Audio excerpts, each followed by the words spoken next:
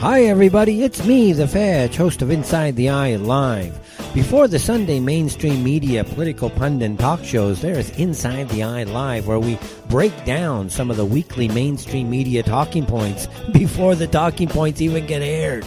Add in some entertaining stories, weather, cats, intriguing and informative guests, and you get one of the most listened to Saturday morning streaming media political talk shows going today. And it's all right here on our flagship station, Revolution Radio at freedomslips.com. So join me, the Fetch, for Inside the Eye Live every Saturday morning at 10 o'clock a.m. Eastern. It is truly intelligent media for the politically aware.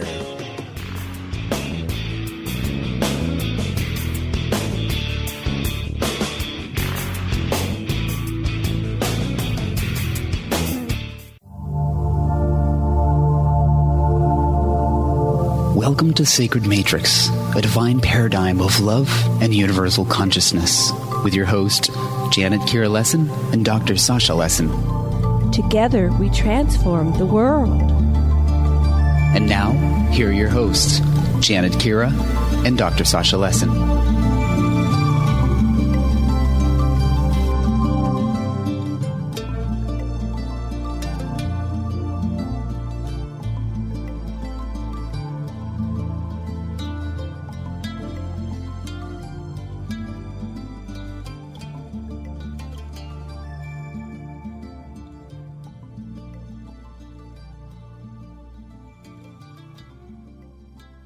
Okay, here we go. Hello, everyone, and welcome to the Sacred Matrix on Revolution Radio at freedomslips.com. And I'm your host, Janet Kira Lessin, with my co-hosts, Dr. Sasha Lessin and Karen Christine Patrick. And today we are going to interview our special guest, Jason Quitt. And Jason is a graduate of the Institute of Energy Wellness and a student of Algonquin Shamanism. He's been training and working with many teachers, shamans, and traditional healers from around the world. He's an author and teacher of Egyptian Postures of Power and Yosef Codes, Methods of Personal Healing and Practice. As a channeler of universal and dimensional energies of healing, Jason combines these methods and modalities of energy medicine, shamanism, and dowsing to assist those on their own personal paths of healing and enlightenment. And he has a new book called Forbidden Knowledge, which is revelations of a multidimensional time traveler. And I'll give you a little bit about that. Awakened by otherworldly beings at the age of 22, Jason has been on a nonstop journey of discovery and initiation into higher streams of awareness through our past and our future. These beings have transferred much knowledge about our history, our place, and evolution into our true self as multidimensional beings. The messages given are of utmost importance for us to understand how we can take that next step in our journey. We also need to be aware of the influences that have been preventing us to make this jump in consciousness. Who is responsible for the hijacking of our consciousness? Who has severed our connections to the great spider's web of all universes? How can we reconnect ourselves to our divine blueprint and reclaim our sovereignty? And so we are going to have a talk with Jason about that book. And also, Jason is a co-author of a new book called Disclosed, Chronicles of John Teeter II by John Teeter, Bob Mitchell, and Jason Quitt. And I'll just read you a little bit about this book because this is super, super exciting. Be prepared to have your mind blown. Does the U.S. military have the ability to time travel? Will the world as we know it end sooner than we think?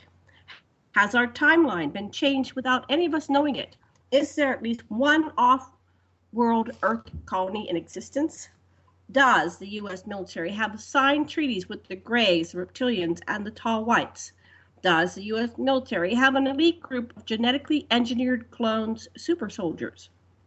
John Teeter II served as a commander of the 177th Time Travel Division at Area 51 from the years 2030 to 2036. He has traveled beyond and back, and his life story is told here in this book for the very first time as he reveals the hidden truths behind humanity's biggest cover-ups. So that's not quite out yet, I think. First of all, let me see. I'm going to check and see if our co-host Karen Christine Patrick made it on board. I Aloha, Karen. I didn't call her back. You If didn't? you want me to, I will. But it said it wouldn't take it because of not Oh, being a known number. Skype calls. okay. I'll try it again. Well, no. I would like to give you her other number. I'll put that in the chat on our thing here. Okay, after I get Jason on, so you can try calling her back on her second number. I think there's some kind of block on her, and then she can call you, right? She can call you, right? Okay, well, let's get Jason on. Sasha, Dr. Lessin, would you like to say anything before we bring on Jason? Anything before we bring on Jason. I said it. Anyway, listen, time travel is a really heavy deal. We know from Andrew Bashago and others that have time travel, when you see where things are going or in the different possible timelines, you can influence which one it is. And of course, our clandestine military uses this all the time. But, you know, everybody in a way can do some time traveling. You know, we all know about past life regression, but you can imagine waking up wearing a different body and a different society around you and see what's going on and let something happen, and you will actually start to say, I want to see where my future life will be, and you can get some idea of your future life and what aspects of that you want to bring back. So it's a useful thing. Time travel happens all the time. And a matter of fact, what is time anyway? Time is an intellectual function of our particular brain structure, and it's actually been factored out of a continuum of phenomena that interact in field fashion, and we just use it as an abstract. And in doing so, we break up the wholeness of reality, which can be phenomenologically grasped again. And we think that Jason is perhaps going to give us a little hint or so of that when he talks about Tito's work. And Jason, welcome back to our show. You were here a while back. How are you? I'm very good. Hello. A little Oh, tired. there you are. Can you hear me? Yes, I can. What did you say? You're a little Tired. bit what? Oh, I said I'm good, but I'm a little bit tired. I've been. Sorry to hear that. No. We've been working real hard trying to get the book finished to be released this week, coming up. So we're good. The final stages of putting it on Amazon right now. Oh, I've done that before. That can be quite a process, but I'm glad you're getting to that final stage. So we're kind of giving a preview for the world, and you sent me a download of it, and I didn't get to read the whole thing, obviously, but from what I see, it's very, very interesting, very exciting. So I'm going to give it I think I'll give it 2 thumbs up. But from what I read so far, it's at least one of the thumbs up for me. It looks good. So what's the buzz on time travel and Tito? Yes. You want to kind of give us some teasers since we're about a week out? Yeah, I can give some information. I can't give everything, but when it comes to time travel, there has been a time travel division, I'll say run by the shadow government, and it's been going on since, as far as we know, the early 70s. And are you familiar with Andrew Bashago and his time travel information? Have you ever talked with him? Yes. But John's is very different. John's is very different, very mechanical, as in he would have to do that through either a stationary time travel machine, and this was a stationary device that was located at Area 51, or it would have to be done by a ship out in outer space. So those were the ways.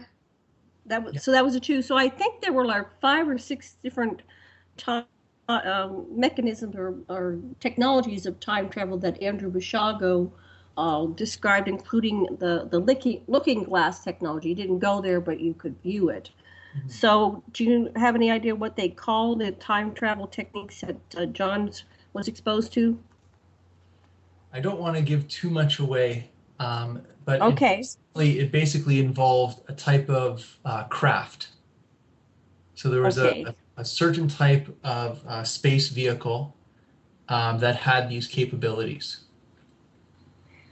So what we saw on Star Trek is they had craft, and I've often thought that Star Trek was actually revealing to us technologies that truly exist. So those who have watched Star Trek are probably familiar with how they did it, and it was something about warping around like a sun. Right. It has something to do with. Oh, excuse us. We're getting on our other co-host. I'm sorry. Give us one moment to connect with her. Sorry. If you're moving into the future, this will take you even deeper. Okay. We always have technical difficulties. Isn't it fun? Not like iRadio. You have reached the voicemail box of Hang it up. I will text her and give her the number to call into the show, or to call you. So let's forget that. Let's hang that up. Okay, now Sasha's question. Well, we're just back. Give us some more hints without really giving us the information, Jason. and Jason and the Lessons and Jason and his lovely wife all met in June at the Alien Cosmic Expo. So we got to hang out together. So yeah, it was actually we all know each other. It was a lot of fun seeing you guys. And, you were there for Monica's birthday, and she really enjoyed your company. Yes. Yes, right. It was her birthday. So go ahead. You can answer Dr. Lesson's question as much as you want to. That's fine. So let's just say that there are beings out there that have mastered time travel, and they have put that in various craft. And we've learned from their technology, and it's been given to us through different treaties. Now, what is the purpose of time travel? Like, what is the general use? Or do the other technologies use to go and change things, or do they use it primarily for observation or learning? Do they have any rules of interplanetary conduct around time travel? Thou shalt not, like the Star Trek code where you're not allowed non-interference? Well, or do they have a rule like you can't change the timeline? Let me go up the whole chain, which is from my personal experience of my own jumps in time. Mine are done through outer body experience. And once you're out of body, you can travel to different points in time. It seems to work that way. I don't know why, it just does. And there's the first type of time travel where you're just simply an observer. So you can't actually interact with the environment. You're basically, I would say, outer body energy, and you can't feel or influence anything that's going on around you. So that's a pretty safe way of observing the future. Mm-hmm. The next level to that is I could leave my body and my consciousness could connect to an other living being, and I could experience the world through their eyes. So I'm more integrated into that world, but I'm still not influencing. Mm-hmm. The next level is a complete takeover of that body. So I can leave my body, go inside someone else's body, like a walk-in, fully take it over, and now I'm me in somebody else's body, and I can influence things that are going around in that timeline. Is that only a humanoid, or could it be any kind of a creature? I've been told that it could be any creature. My only experience was with another humanoid. So I do Do they have to give you permission, or is this possession that you can just take over somebody? I would say there has to be some type of permission. I can't forcefully do this to anybody. So there had to be some type of permission in order for me to do this. And I think it was just a learning experience for me. So it's not something that I've done so often. It was just something for me to learn how to do it. And then So we there- get... Is there this, was- wait. wait, Is this wait. episode in the book and you're saving it, or are you going to tell me more about it? Oh, Let him do the. you mean about the taking over of a body? Yes, yeah, I'm fascinated. Okay, so if I'll say in my early 20s, I used to leave my body, I would say about 40, 50 times a night consciously. So I'd fall asleep, and then I would leave my body, and then a portal, like a wormhole, will open up in the room, and I'll just get pulled into it. So I really didn't have any control of where I was going. It's almost like once I left the body, a portal opened and I'm pulled into it. I feel like I'm traveling through this wormhole. It feels like a very fast travel, and it feels like I'm going millions and millions of miles into outer space. And then I just wake up in my bed with no conscious memory of what just happened. So this would repeat over and over again at night, and it became very frustrating to me because I know I'm going somewhere, I know something's happening, but I can't seem to have any consciousness or memory once I get into these wormholes. And I kept asking, please let me see where I'm going, let me understand what this is. And a couple months later, I got one of these experiences where I was fully conscious all the way through these wormholes, and I pop out into outer space, and I could feel there's a being behind me, holding my shoulder, guiding me through space. And I said, "Where are we going?" And they said, "We're going to Pegasus." And I guess we're going to the Pegasus constellation. So we're flying through the stars, and we come up to this planet, and this planet is covered in ice, mostly ice around the poles. It was kind of green around the equator. And I went right down into the planet, right through the roof of a building, and right into the body of a child. And I just woke up, and suddenly I was this child on this world. Oh. Was it a boy or a girl? It was a boy, but I was completely Jason. So it was me, but I've taken over this body. And do you think that might be your simultaneous incarnation that really is you, and you're a multidimensional being and you simultaneously exist there? Or was there another human in there? Another soul in there? I would have to agree with the first statement. I believe that is another incarnation of myself on another planet. It could even be in another timeline. Because the thing with space and time and astral journeys is there's no such thing as time. And the more I play with these ideas, it's very interesting, because we look at space and we look at a point in space. Let's say like a planet is in this orbit and will be there at this time. But we can travel using time to get a location. I don't know if that fully makes sense right now, but yeah, it does. They're coordinates. You could travel down either one. That's right. So when you're out of body, it's actually quite easy to just move through time.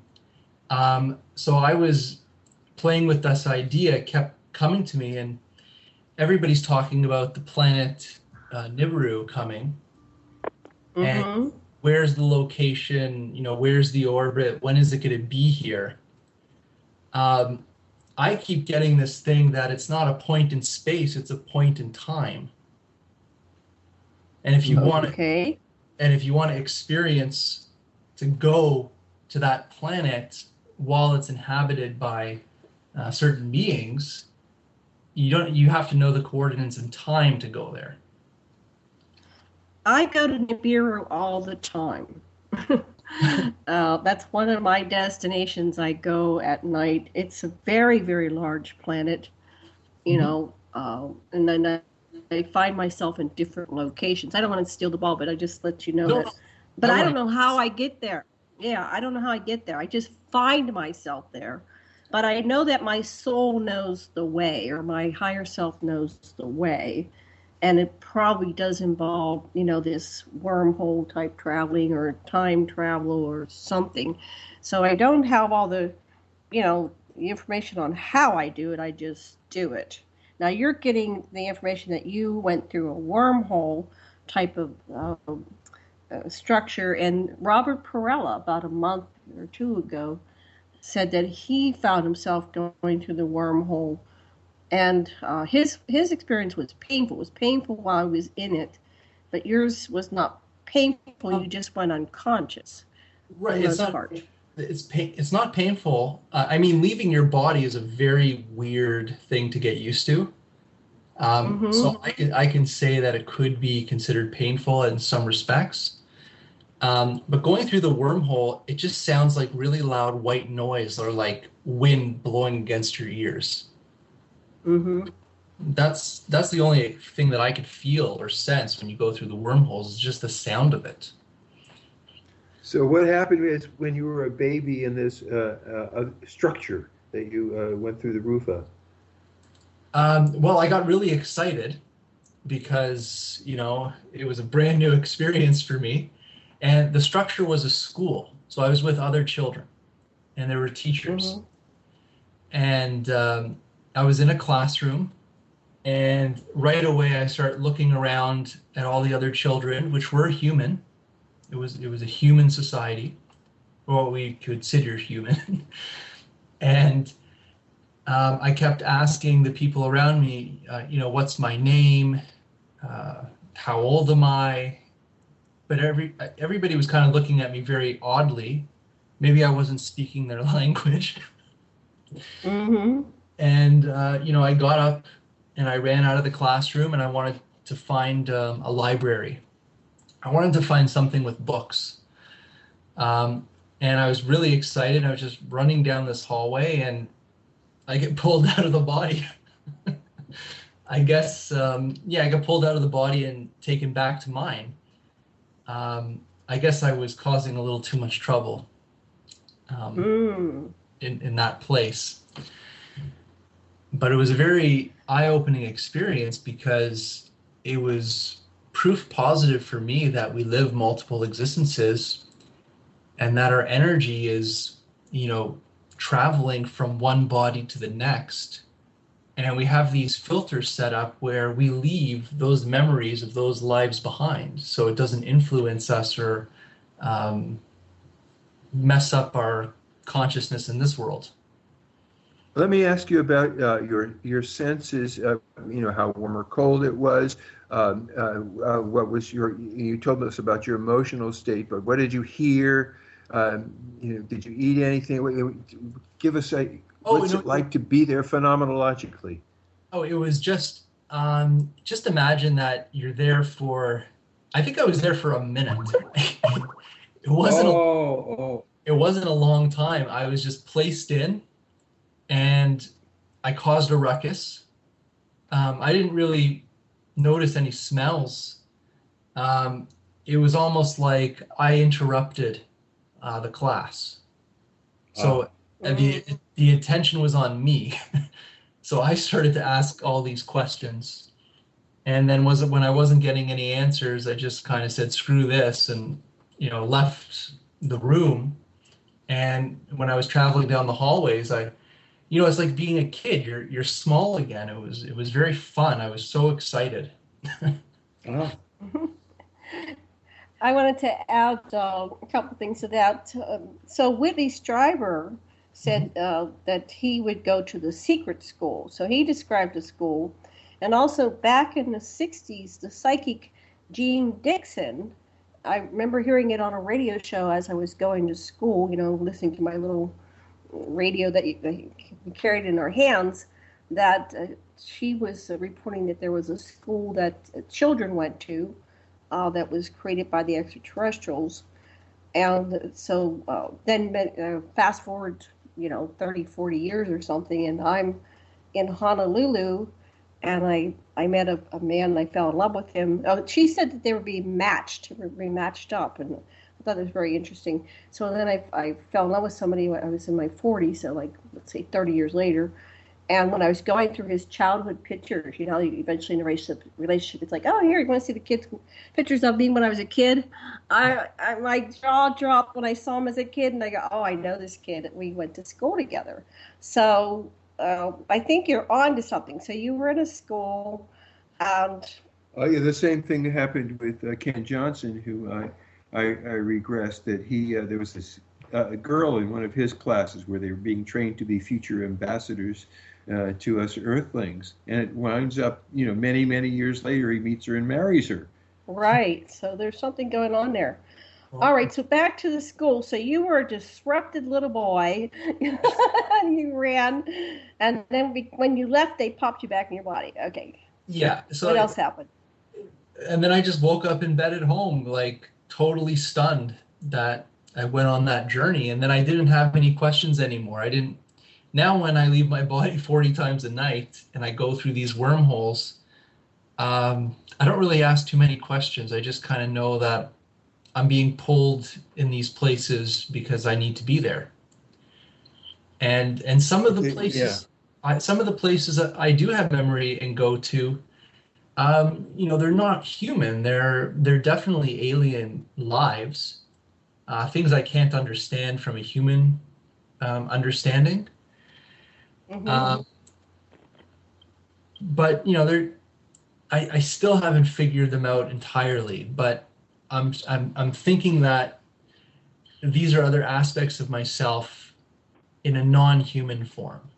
So, what did you see that was could serve us medically and in terms of bringing global peace, non-military observations that might be useful to us in our time? Oh, well, all the things that I've seen in the future for Earth and all these timelines, they've just showed me the worst of the worst. And it was quite frightening for me, getting dropped off in future Earth timelines and got to see, I would say, the end of the Earth, the decline of humanity, wars, environmental disasters.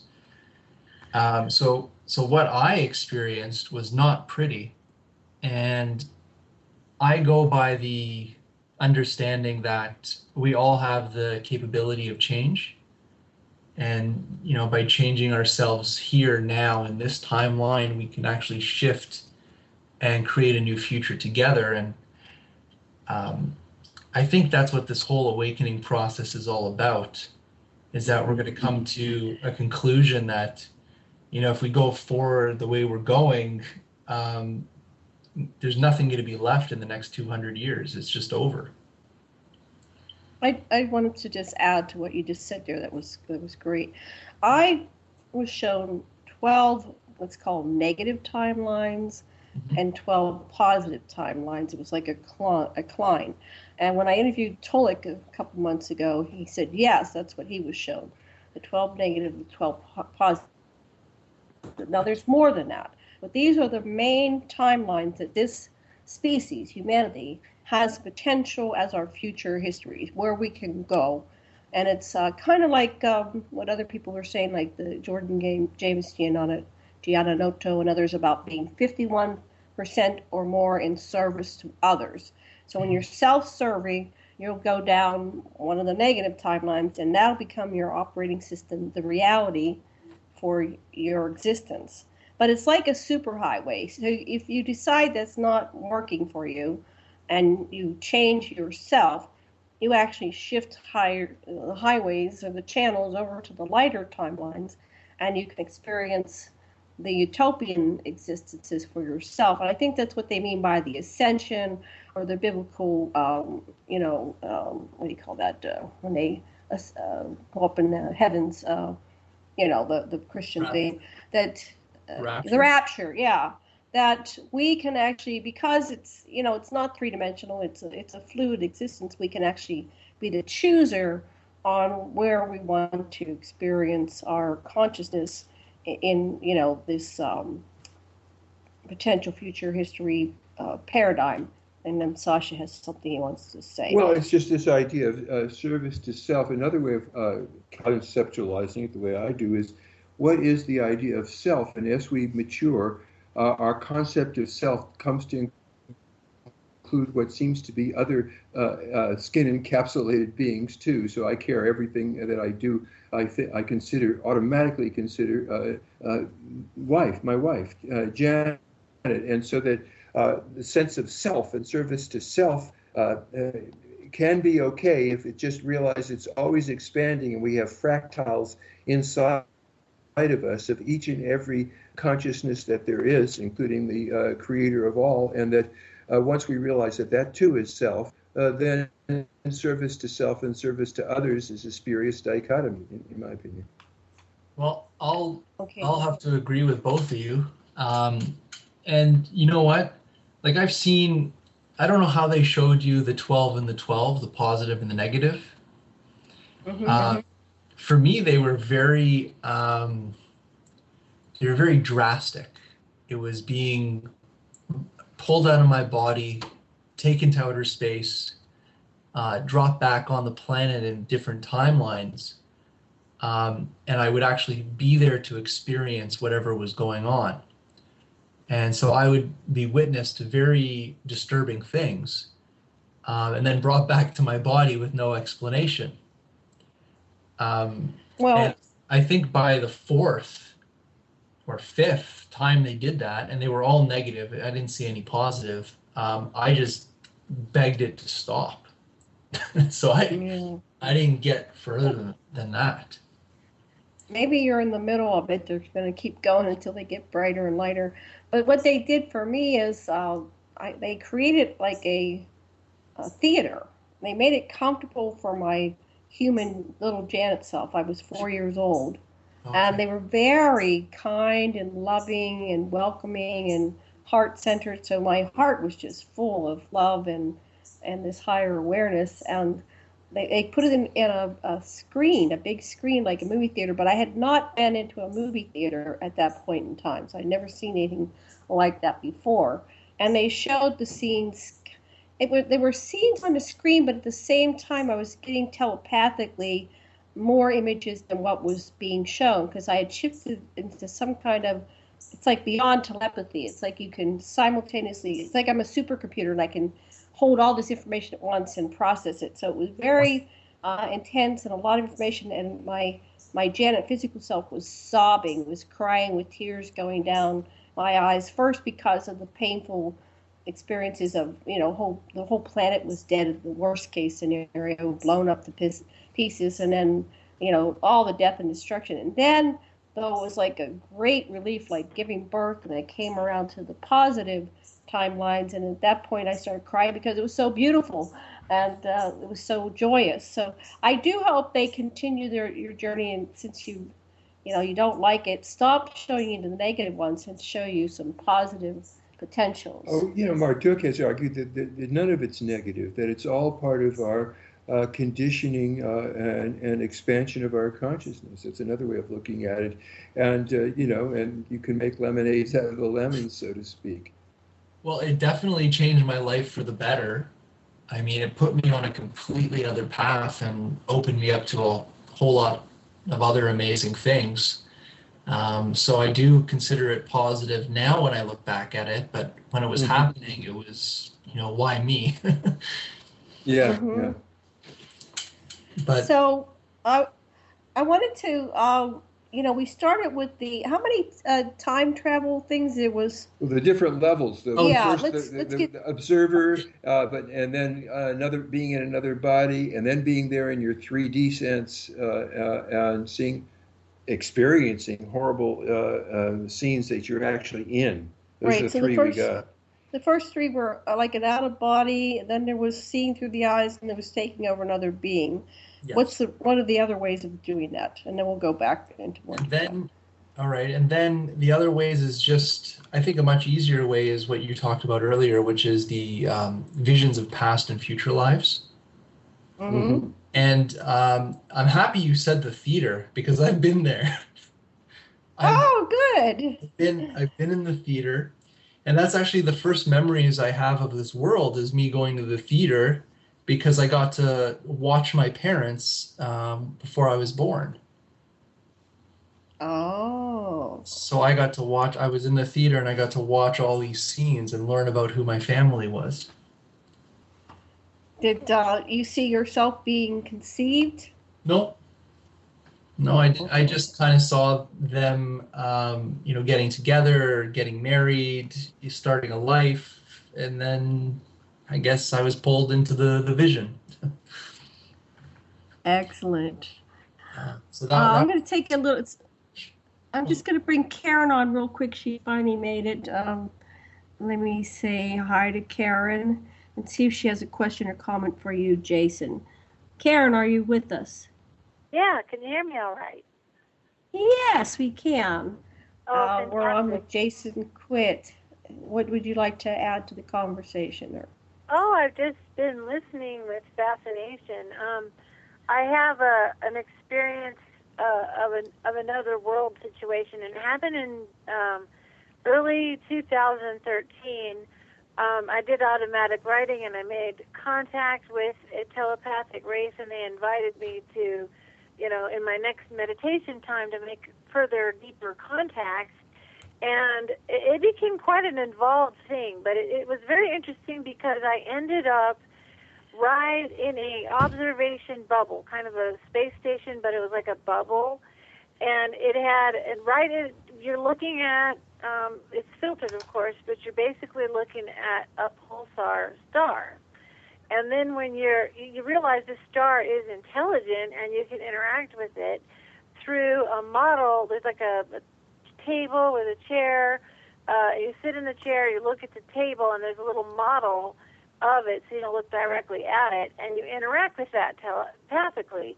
So I did that off and on, but one interesting aspect of it is it was like a bookmark thing. It's like when I get done with a session, I hear and feel this one word in my mind when that happens, and it's just the word dwell, D-W-E-L-L, dwell.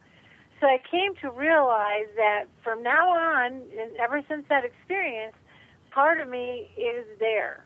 There's an avatar of me in that space. And like you were talking about the theater, they wanted me to, in whatever aspect of myself I consider myself a human, they wanted me to be comfortable and for it to feel like a welcoming kind of place.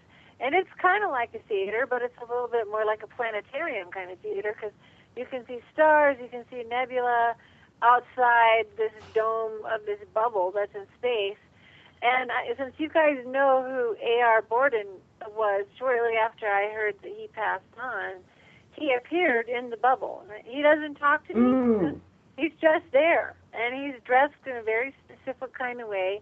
And it's a fairly large space, so he's over on the other side. So he somehow or another is dwelling there as well. And what's interesting about that is before he passed on, I did tell him about this place, and he congratulated me for making contact with the intelligence of, what the Bible calls it, the heavenly host, right? The stars, the planets, they're all intelligent. And, some of us can interact with them, and it's kind of difficult because they're so knowledgeable and so old that it's not easy to understand their perspective. But you realize the consciousness that they have, being the host, and they, Mother Earth hosts us. I call her the hostess with the mostest because she. Karen, what did you get? What did this pulsar tell you about itself? A pulsar is exploding, right? Yeah, it's a dipolar star, so it has, the energy field of it causes it to shoot out jets on either end of it. And it was kind of, as far as I understand this, it's kind of like what Nassim Haramein was saying about how if we have a black hole gathering in material and light from our universe, this is where energy and information came out. So as our universe expands, it's constantly got, it's an idiomaterial universe is what I learned from A.R. Borden. It's constantly receiving new energy from different heavenly bodies, from new stars being born, from, the manifestation levels as they grow up and become part of our, concentrate and get denser and become part of our reality. It kind of shoots out from these different information portals. And what's interesting about that is that each pulsar star has a specific, frequency to it. So you literally can know, which one it is. And what I came to understand is that is a navigational instrument in space. It's like a lighthouse.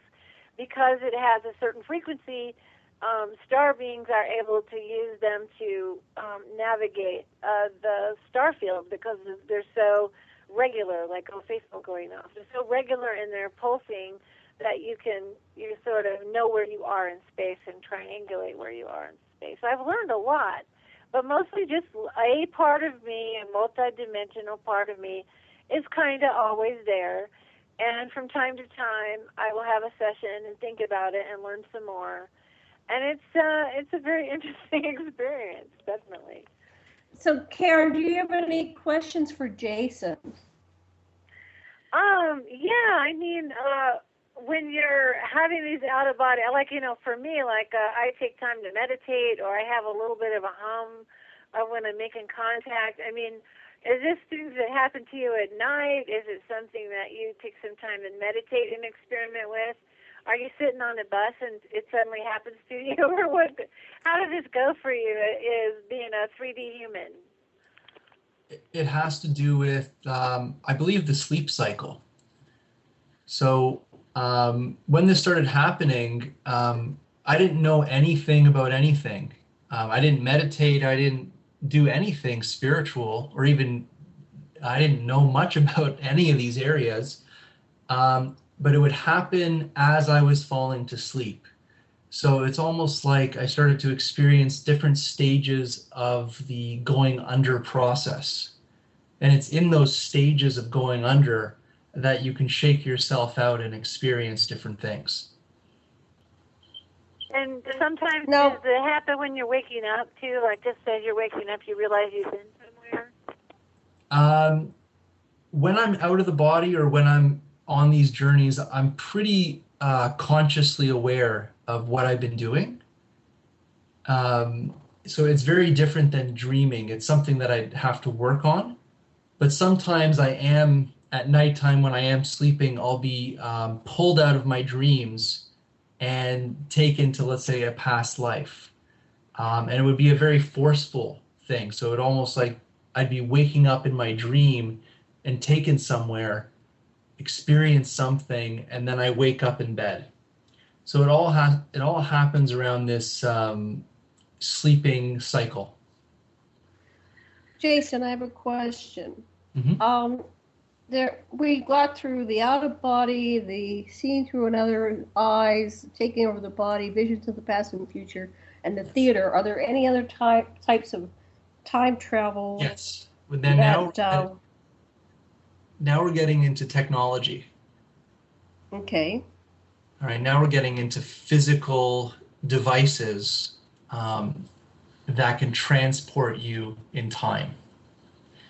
And we touched on one earlier, which is built into a spaceship.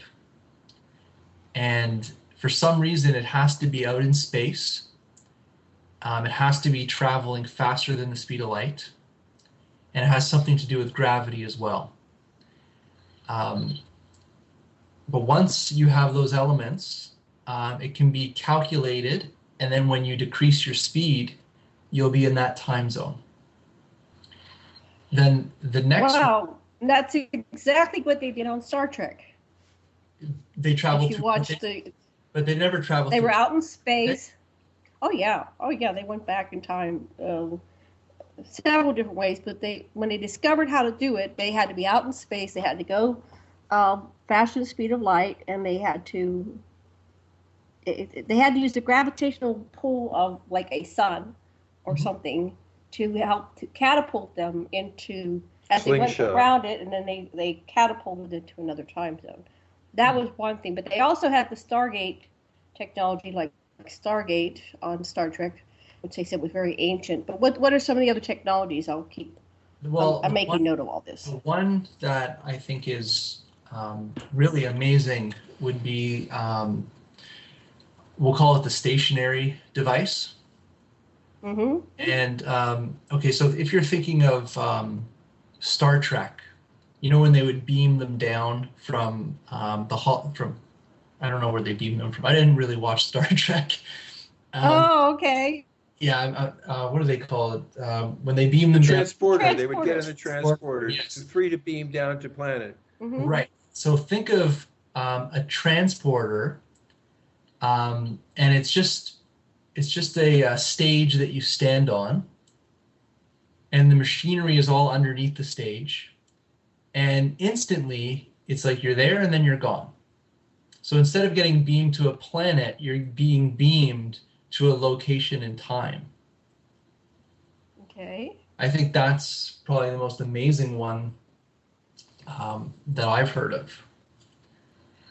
Now, what about the one, the technology they depicted on, that was an old show before you were born, called time travel, but also, what's his name? Stuart Swerdlow talked about they went down a portal.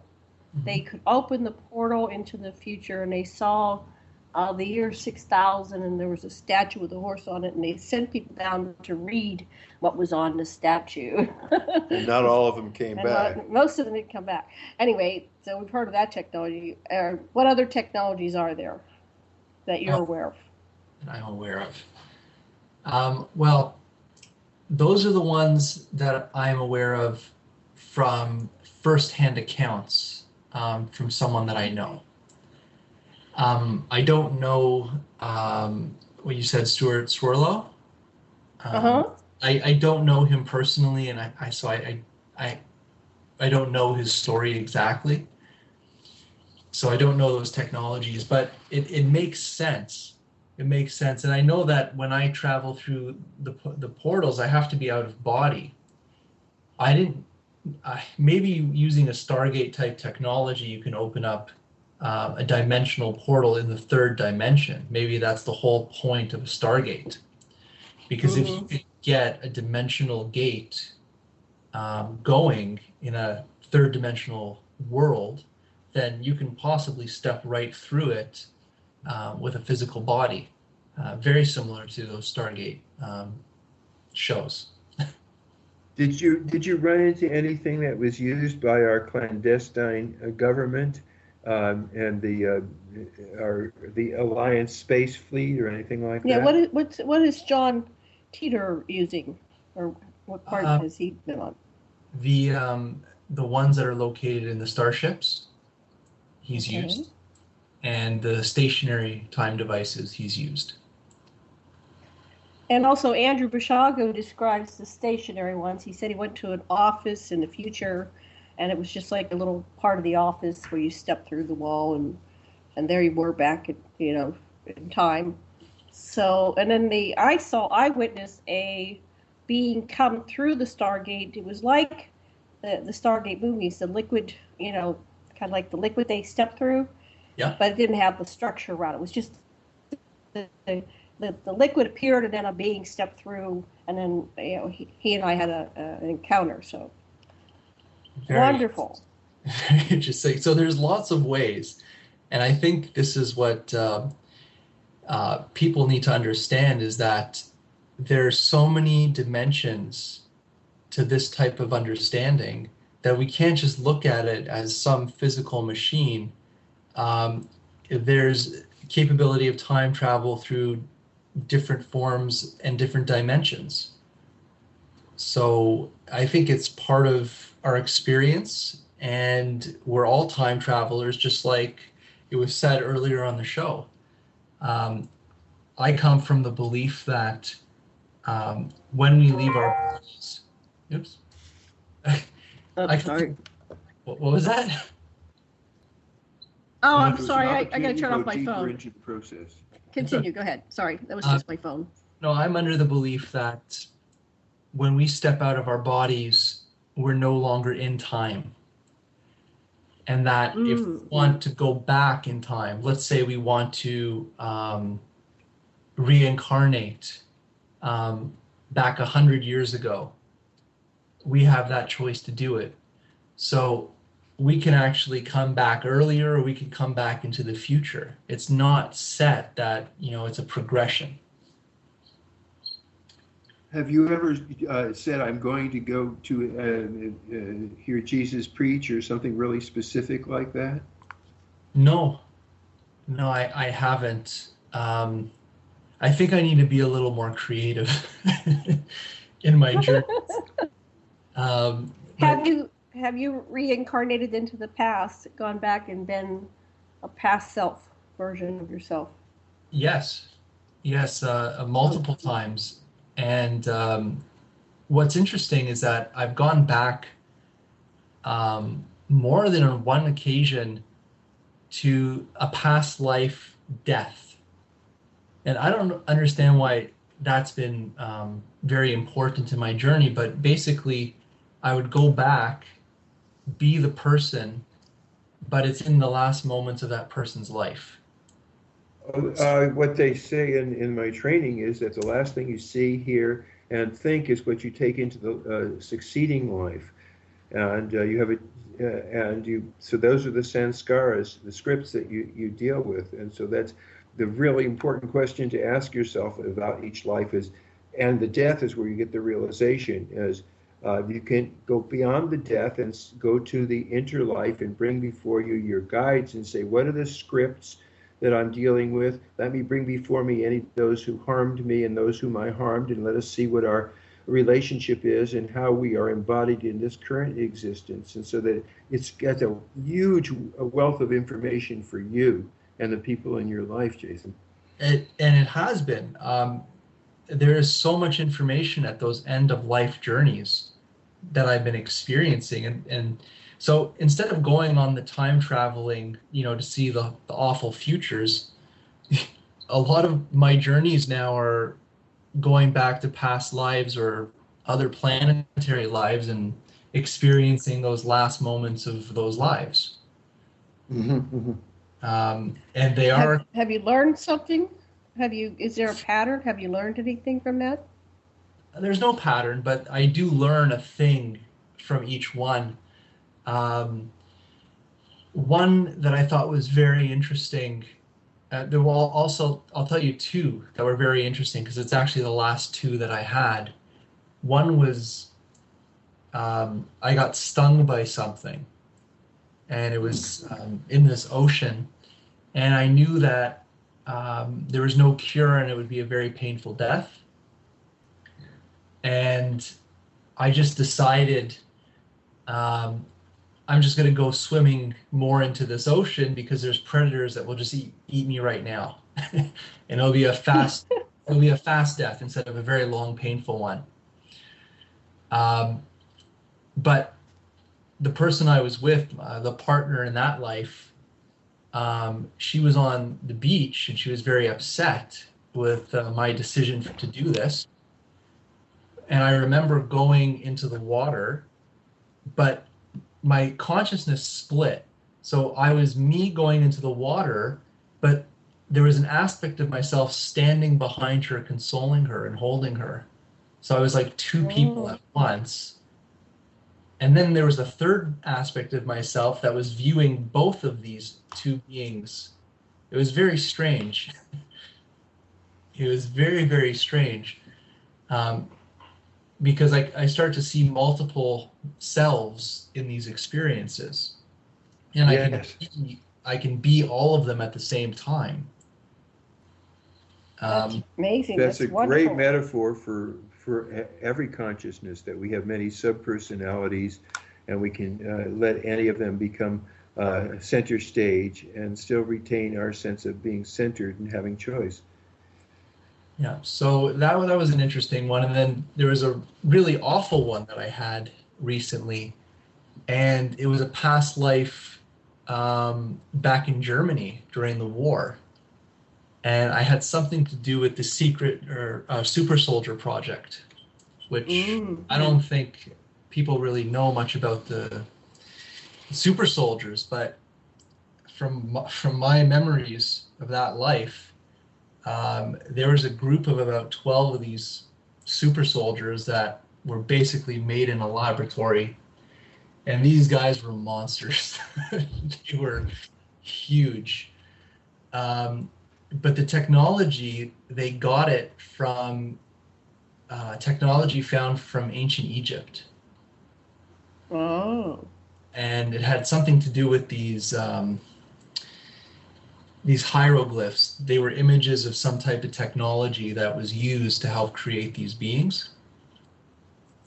Oh, we're at the top of the hour. The Americans are Nazis. Yeah, wait, we'll be back after this commercial break in 5 minutes. Thank you very much. You're listening to The Sacred Matrix on Revolution Radio.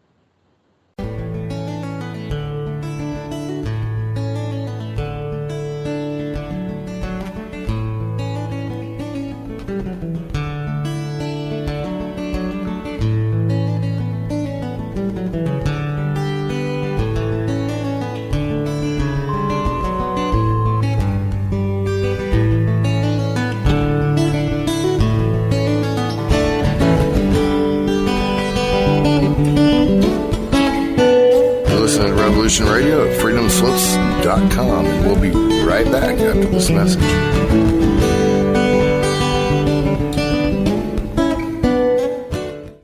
Tune in Tuesdays at 12 noon Eastern on Studio A to hear Tammy Adams share her knowledge of an unknown realm on Talking with Your Angels. Join Tammy as she uncovers hidden secrets about the spiritual world of angels, ghosts, and other entities that have been with us longer than we know. Tammy is a psychic, a teacher, spiritual coach, a leader in her field, and will be sharing her information and stories with you. So join us on Tuesdays at noon on Studio A. With Tammy's guidance, you'll find out who has been watching over you from the other side, and soon you will be talking with your angels.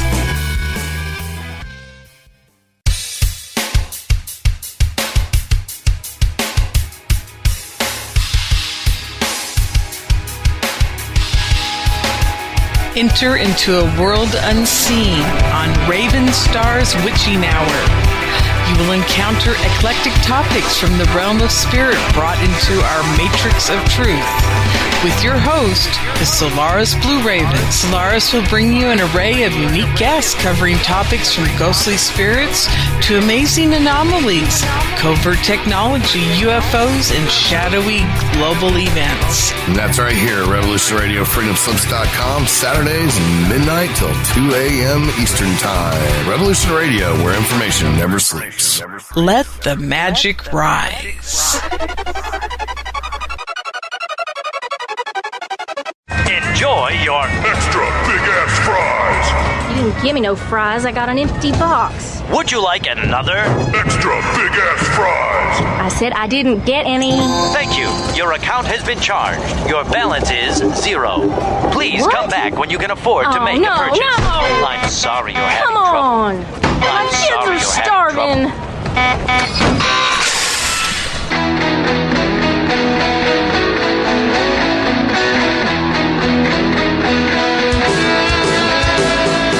Thank you for tuning in to Revolution Radio.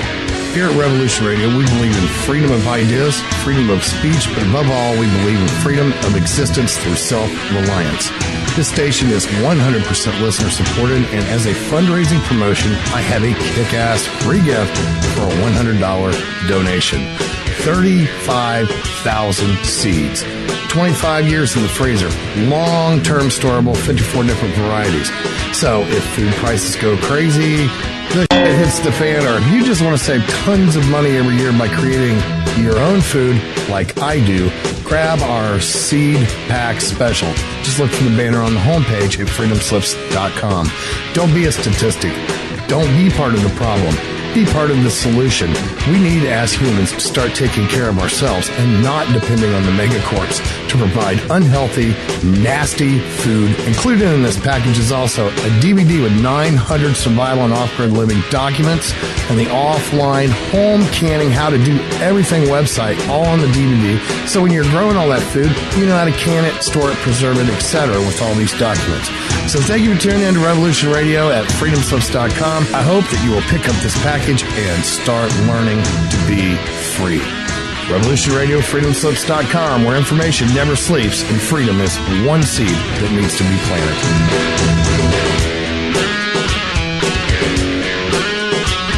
What we do in life, it goes in eternity.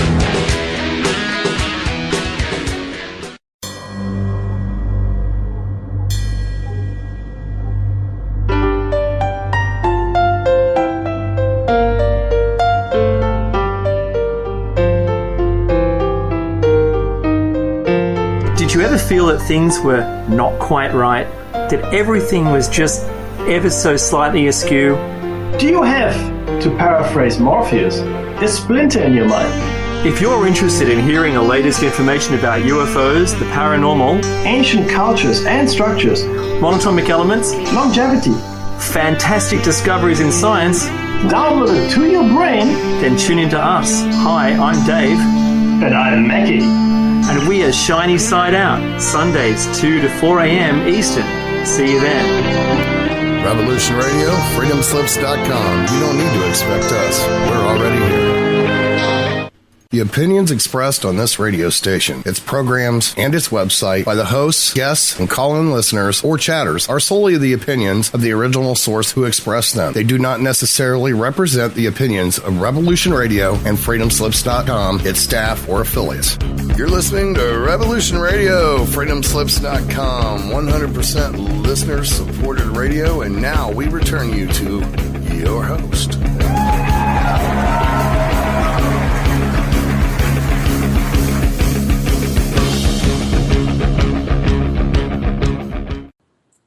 Aloha and welcome back to the Sacred Matrix on Revolution Radio at freedomslips.com. And I'm your host, Janet Kara Lessin, with my co-host, Dr. Sasha Lessin, and Karen Christine Patrick. And we're interviewing very special guest, Jason Quitt. And before we get back to our show, I'd like to remind everybody to please go over to the donation button on freedomslips.com and do make your donation today, $1, $5, $15, $20, whatever you can donate. $100 would be great. Would be excellent, because we rely on your donations to bring these shows to you from Revolution Radio. Thomas, are there any specials this week? No, ma'am, but I would like to make a special thank you to everybody out here. We've already made our goal and then some towards the upgrade coming up. So. Wonderful. We're looking forward to the upgrade. Did you fudge to get it? Oh, yeah, you still yeah, it was fudge? probably the fudge. It was that fudge, magic fudge. Well, we'll offer that again sometime in the future, so keep that in mind. Okay, back to our show. Sasha, do you want to say anything before we bring back on Jason and Karen for the second half? No. Okay, we're going to focus on Jason. There's so much information that Jason has. It's amazing.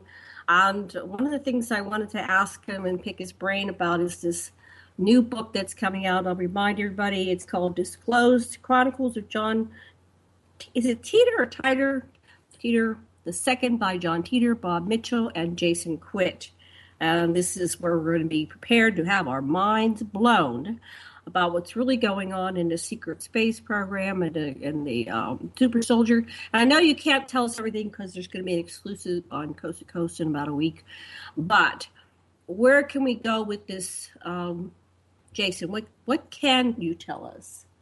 Well, when I came out with Forbidden Knowledge and I spoke about my time travel experiences, many radio hosts always asked me, do I know John Titer? And it could be Teeter, Titer. I think it's a Canadian-American thing. Okay. But either way, it's right. And it's about it. Yeah, and I didn't know who he was. I wasn't around in that early time in 99 and 2000 when the original John Titor came out, and he came out on the Art Bell show. And he said he was a time traveler from the future, and he just made a stopover in 2000, and he started to give all these predictions and stories. And he was a big sensation back then. This John Titor that's in our book, we call him John Titor II, is not that John Titor. So he does not know who that guy was. And a lot of people have tried to figure out who that original John Titor was that went on Art Bell. And they traced it back to an entertainment lawyer and his brother, who was a science writer in Florida. So we're trying to figure out, why this was done. Was this disinformation? Was this just trying to get a really amazing story out there? But it's too much of a coincidence that they spoke, or they said they were John Titor, when the person that we're releasing in this book, his name is John Titor. So it's just too much of a coincidence. So we really don't... So this John Titor you have in your book is actually named John Titor. Yes. But the John Titor, you think from the alternative future, whatever, had a completely different name. Well, we don't know. I think it was this guy. Yeah. Yeah, we think that the original that came forward on Art Bell was a complete hoax. His story was, it was basically that his time machine was his Corvette. And it was very similar. Oh, Back to the Future. It was very similar to the future. And he said he was just making a stopover here and just kind of hanging out with friends. That doesn't seem too military-like, especially if you're running a time travel mission. And he gave a whole bunch of predictions of the future, and none of them came true. They were all completely off. So he kind of just faded away in 2000. And our John Titor, the one that's in the disclosed book, so people kept asking me if I knew him. And I didn't. I had no idea who he was. And I went on Facebook and I saw that a couple of my UFO friends, like Paul Hellard and some other really big UFO guys, they had a John Titor on their friends page. So I added him and I contacted him, and excuse me, and we started to talk on the phone actually. And this John Titor is, he's quite old. He actually doesn't even know how old he is. And he's also very sick. So he's dealing with a lot of issues. But when I talked to him on the phone, he started to, kind of relive and go over memories of all these different missions that he's been on and what he's done and what he's flown and his years here and his years there. And it just blew me away that I was speaking to this guy.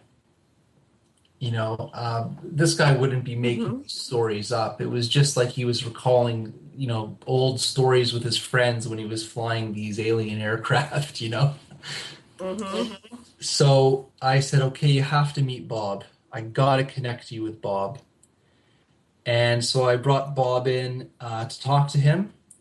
And the rest is history. We decided, it's time to come forward and write his story and tell his story. And it always bothered me because there was so much military information in there. There was so much high-level things in this book that we were really walking a very fine line as what we could say and what we couldn't say. And, we kept asking John, are you okay saying this? Because this is some pretty out there stuff. And basically he said that there's two factions right now in the military and the secret space program and the secret time program, that it's the older generation. Like, these are the guys that did all these things. They're under the impression that they want to disclose this information before they all die.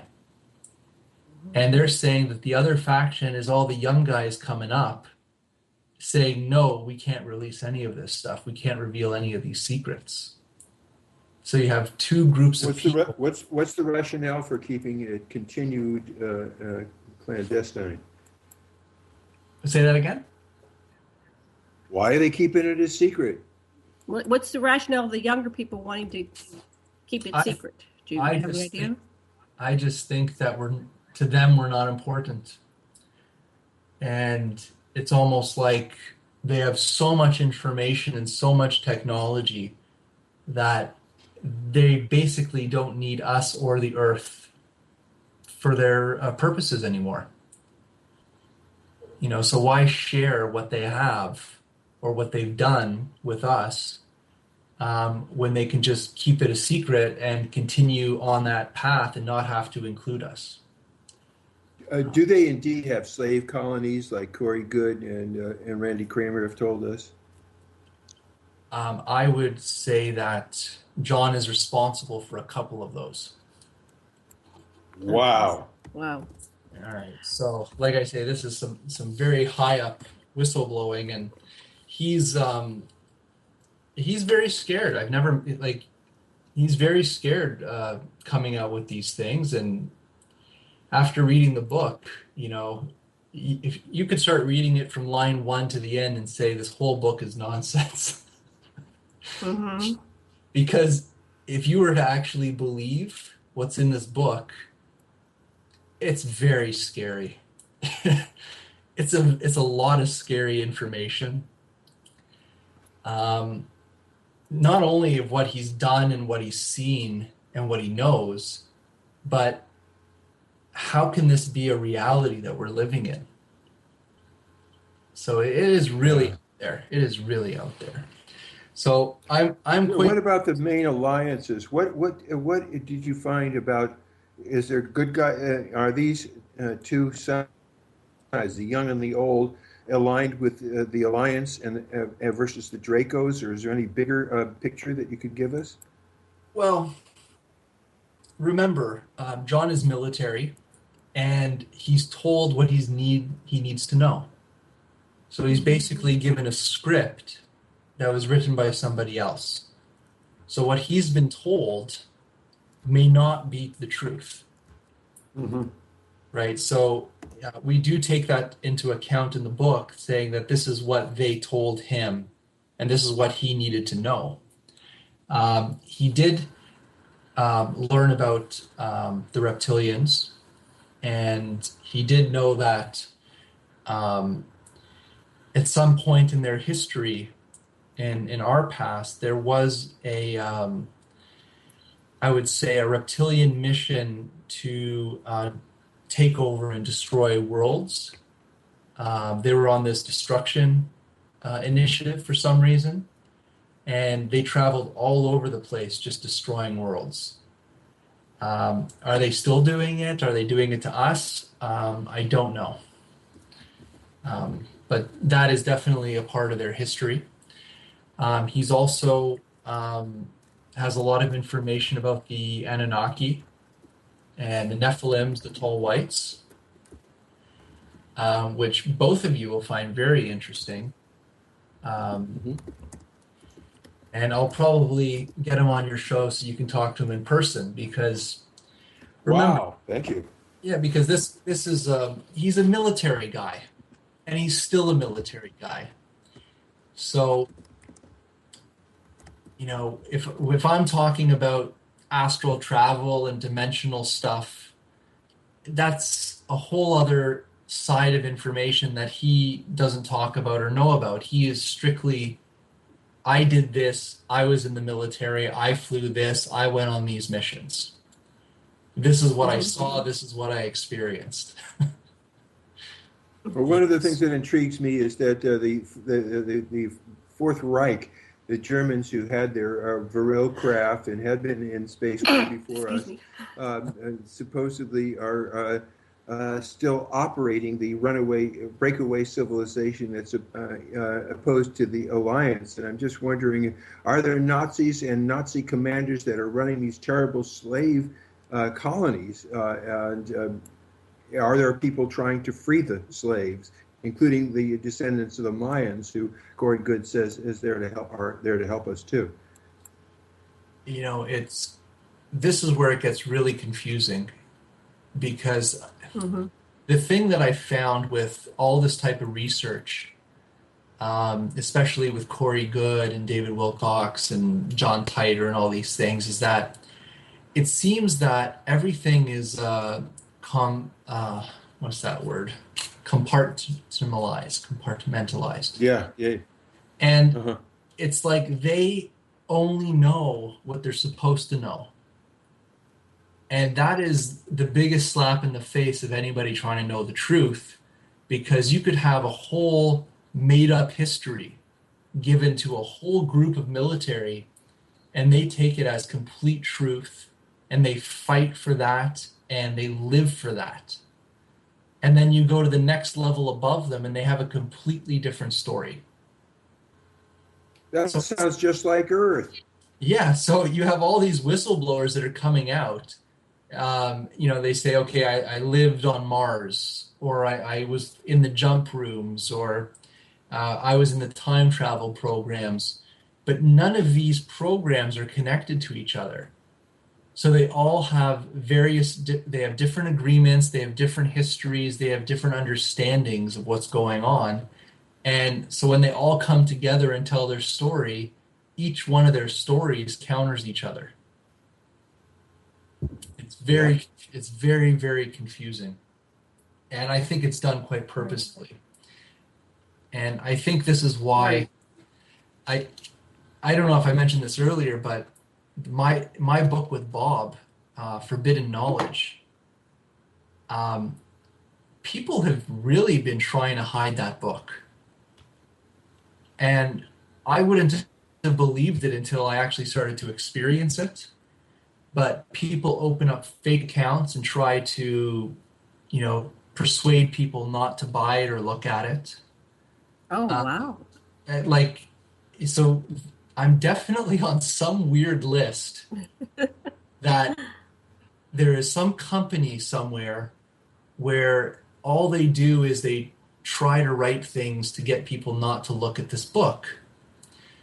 It's a very strange world.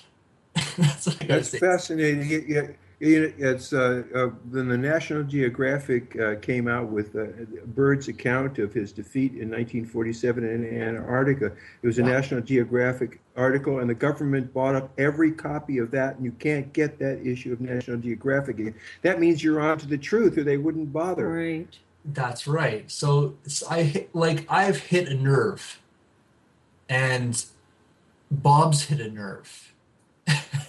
And the next book is definitely going to hit another nerve. So I don't know why it's me and why I'm the person pushing these things, because I'm not trying to do this. It's just coming out the way it's coming out. Can I ask you about Dulce? You've got some info on Dulce. Was there really a rescue by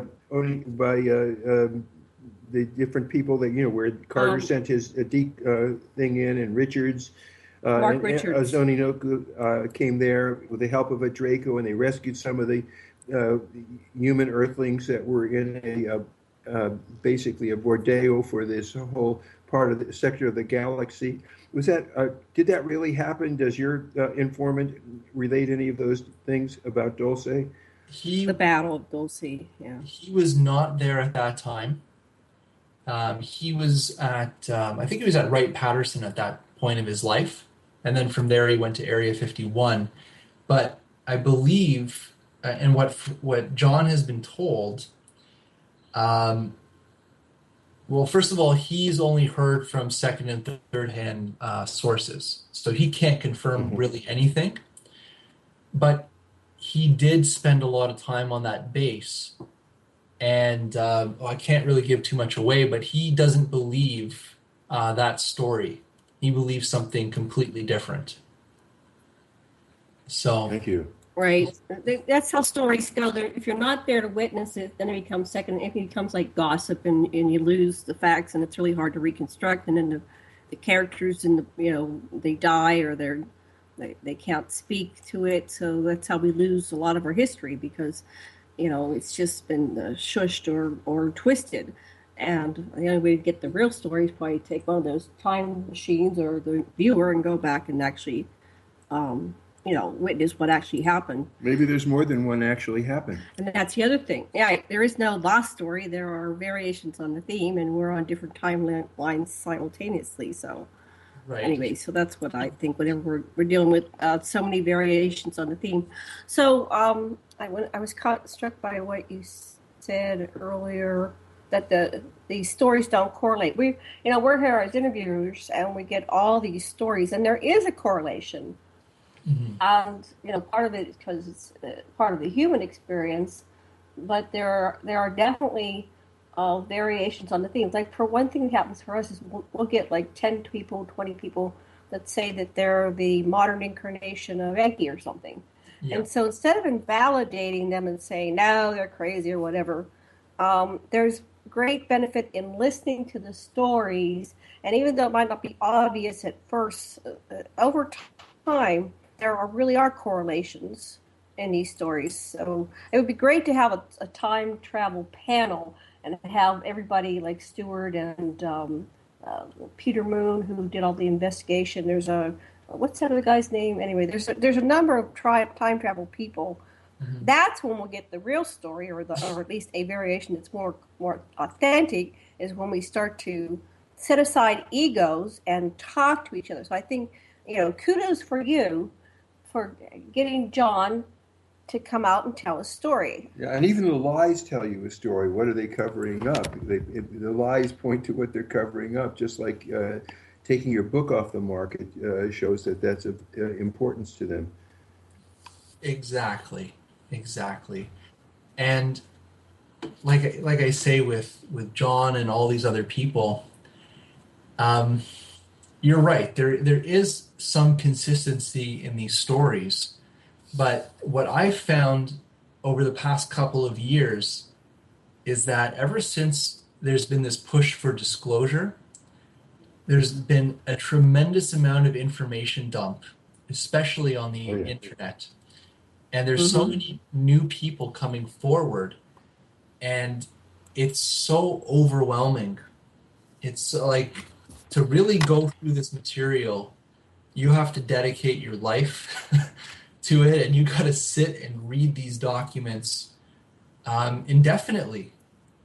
And I think that just the strategy of dumping all these documents and all these people coming out, it causes a lot of confusion.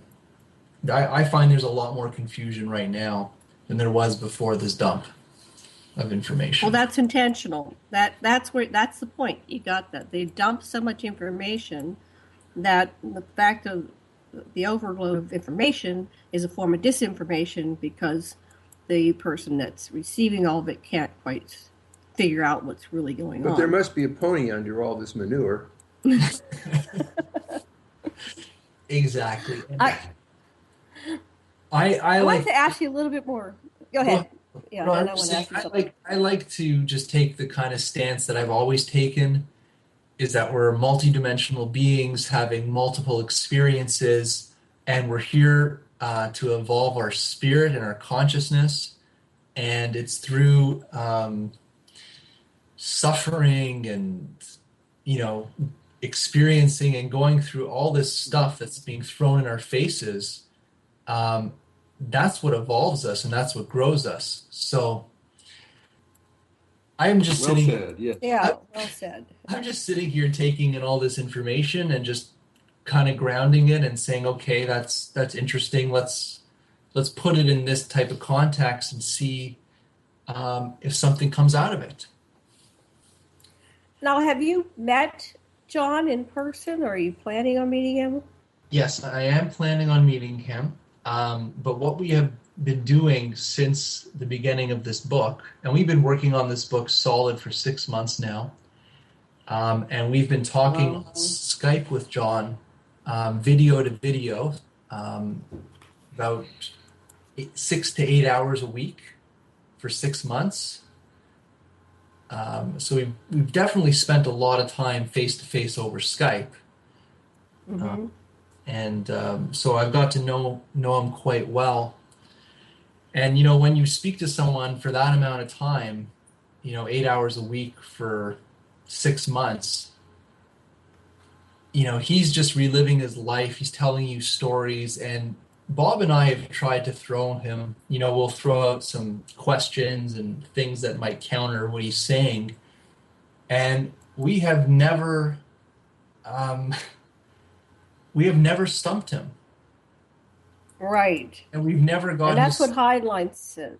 Heinlein wrote years ago that nobody's has that good of a memory that if they were lying, that it wouldn't, eventually catch up to them. Sasha has Well, some of the interesting things that we do in science, we take the information that we have and say, if this is so, what would reinforce this hypothesis? And if it's not so, it's called a null hypothesis, what would make it less likely to be true? For example, the Sumerians said there was that the Nibiruans told them there was water on Mars. Okay, well then when you get to Mars, you can see if there's water or not. So what of the things that you learned from John gives you a place to look for evidence to either confirm or to nullify the hypotheses based on John's info?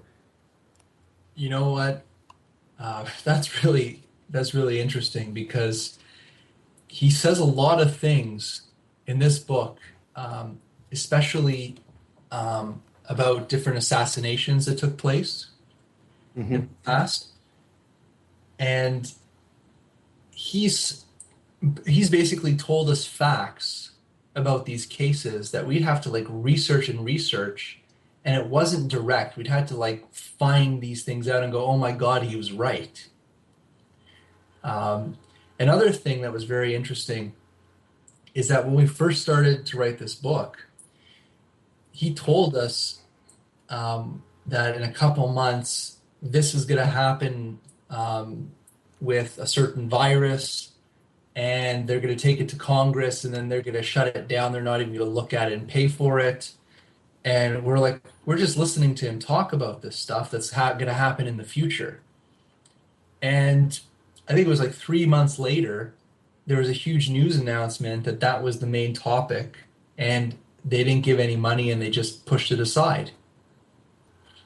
So basically, John told us something that didn't happen until 3 months later. So I thought that was incredible. That's the kind of thing that builds the credibility. Evidence that you hadn't looked for until you got his information, and then you evaluated it. Great, thanks. Is his timeline written in stone, or can you choose to go down a different timeline, a different future?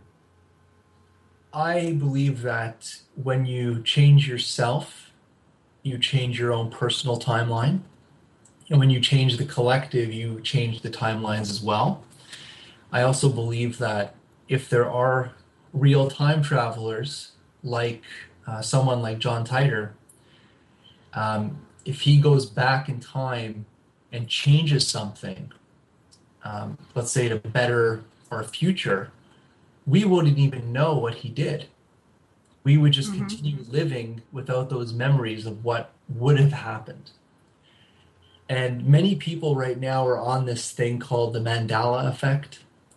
Right, yeah.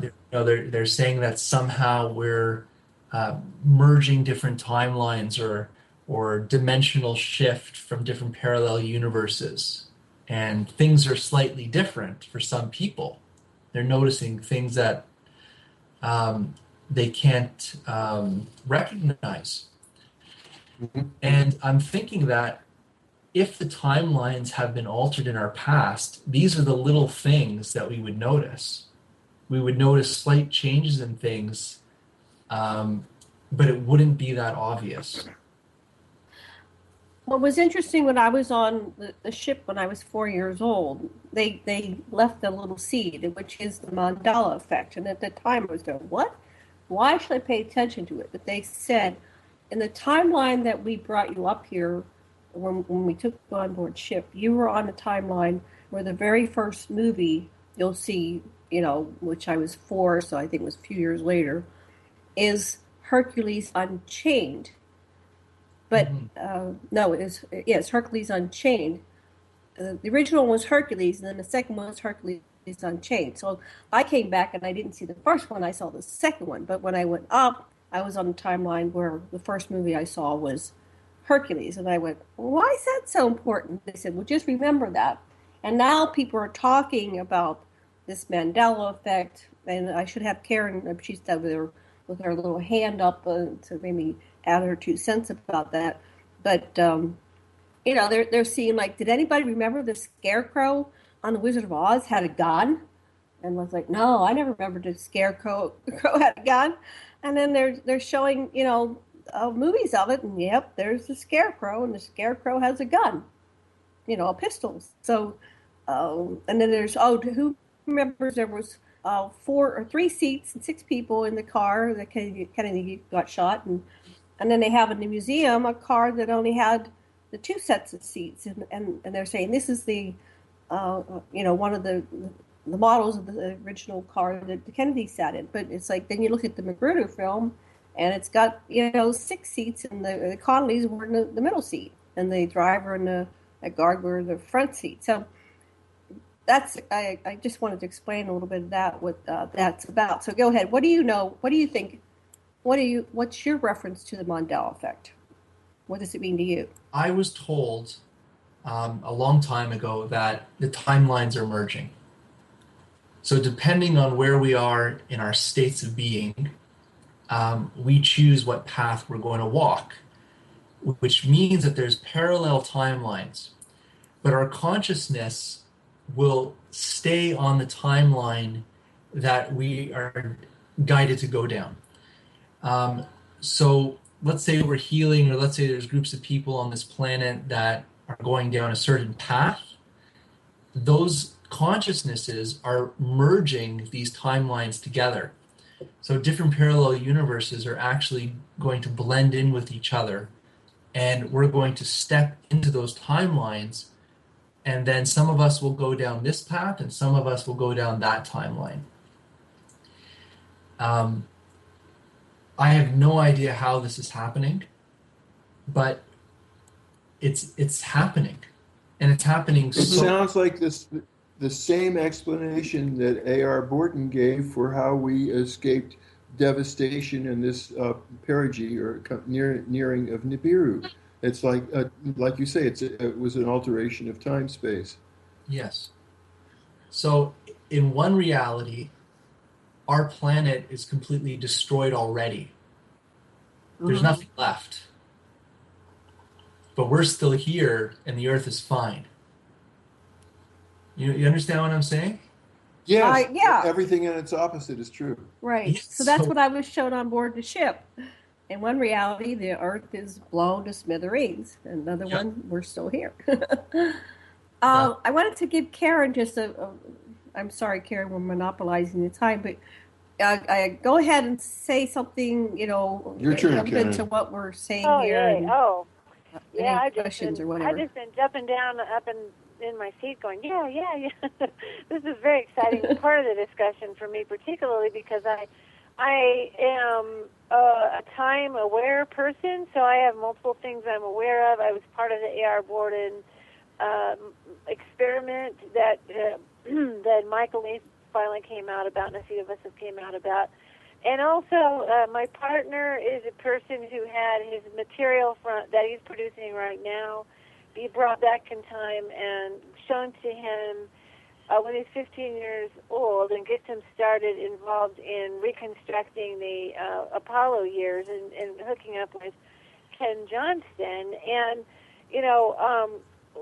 so we have I want to go back to the two John Titor story, because there is this, a lot of this Mandela effect thing is seen in media.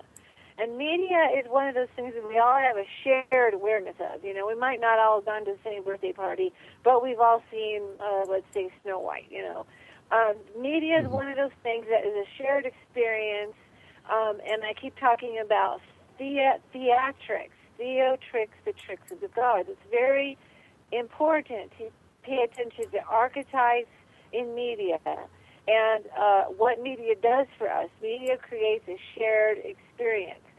So what I think happened in John Titor version 1 is that they have, they'll insert things to throw off the media expression of a certain event. Okay, they want to compartmentalization. I did automatic writing, and I wrote this one day.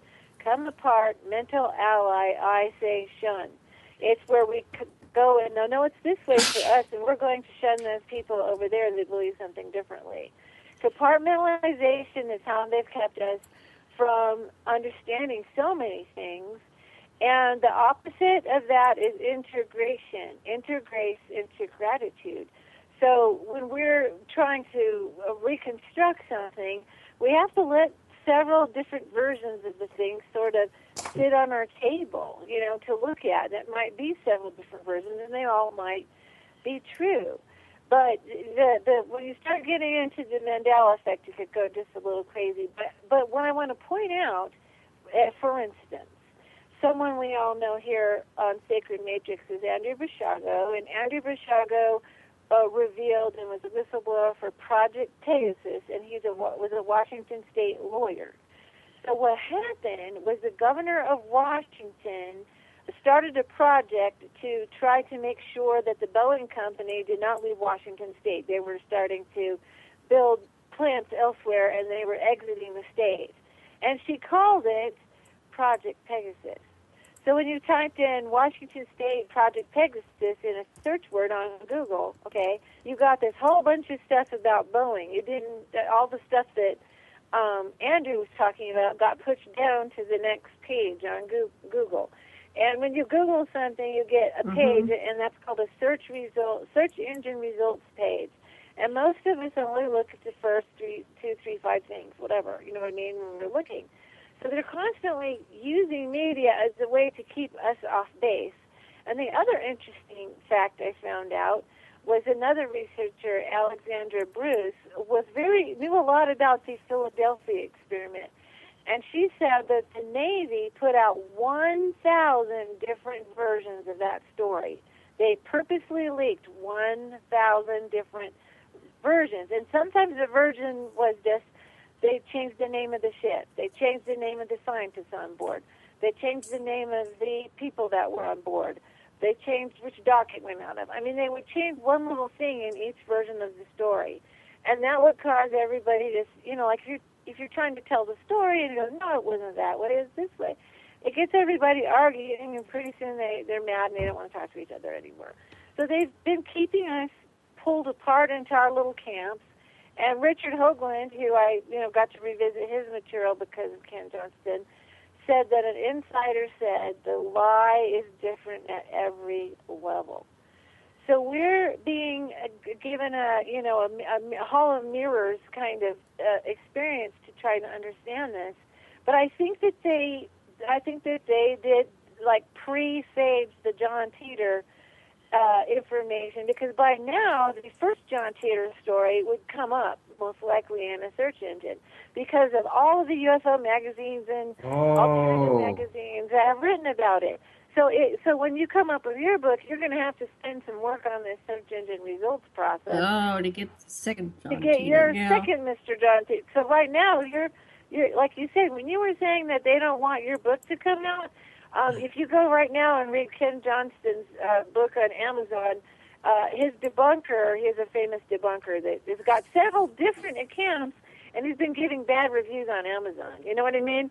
So I mean, yeah, this is true. They really try to thwart us, to throw people off, to tell something that's not right, or get us confused, or that guy's crazy, But right now, I'll just tell you straight up, as a search engine results person that did that for a living, you've got a bit to overcome, because the first John Teeter story is going to dominate the Google search results page, and they know darn well you're coming out with this book. I just want you to know is time intelligence, there's time reconnaissance. They watch timelines and they watch key people. And I was told these key people are called assets under management. And they watch us, and they watch what we're doing, and they watch what books we come out with, because they want to throw everybody off the track, because maybe we have something really important to say. So you're not mistaken if you feel a little paranoid. It is because everybody's doing it. Use it. Use it, Jason. Show pictures of the two guys. Make a big deal of it. If they attack you, use it as more publicity to sell more of your books and get your information out more. Oh yeah, and the thing about Amazon, which is amazing, is that a lot of those reviews that give you the 1 star, when you click on them to see who they are, you're the only book they've ever reviewed, and the rest is toasters or earphones or just very random things that they give 5 stars, and then they give your book 1 star, and then they write a review that has nothing to do with the book. And I've even found something that's even funnier is that someone gave me a 1-star review, and when you click on it, they wrote the same exact review, just copy and pasted, on another book that was about time travel. Wow. So it was like, and it's a false account. It's not even a real person. So it's like, who's behind this? Why are they...